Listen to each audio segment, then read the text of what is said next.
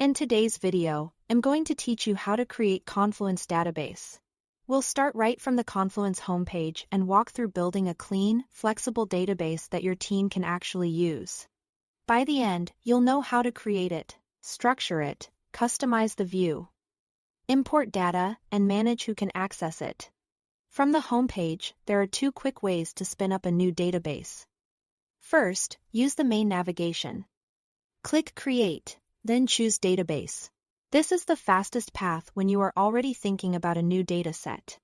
Alternatively, if you are working inside a specific space, open the Space sidebar, find the Content section and click the plus button next to it. Then select Database. This places the database right where your teammates expect to find it. Once your database opens, start by structuring it with fields, which are your columns. Choose field types that match your data. Use text for names or notes, numbers for counts or budgets, dates for timelines and deadlines, tags for categories you want to filter by, and user mentions to assign ownership or point to collaborators. Clear, consistent field names make the database easier to understand at a glance. So pick labels that match how your team talks about the work. Next, add entries as rows. Each row is a single record, like a task, asset, or decision. If you want a head start, pick a template to pre-fill common fields and layouts. Templates are great when your team repeats the same process. If your needs are unique, build from scratch so you have full control over structure and naming. With the basics in place, connect your database to the rest of your workspace. Link entries to relevant Confluence pages, Jira issues, or even other databases so context is always one click away.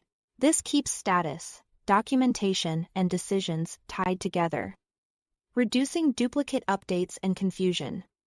Choose a view that matches how you work. Switch between a table for dense editing, a card layout for visual browsing, or a board to track progress across stages. Save filtered views for different audiences, like a personal focus list or a leadership snapshot that highlights only high-priority items. Saved views help everyone land on the information that matters most to them. If you already have data in a spreadsheet, import it to populate the database quickly. This preserves your momentum and minimizes manual entry. Finally, manage access at the space level so the right people can view or edit the database. Align permissions with your team's workflows to keep data accurate and trustworthy.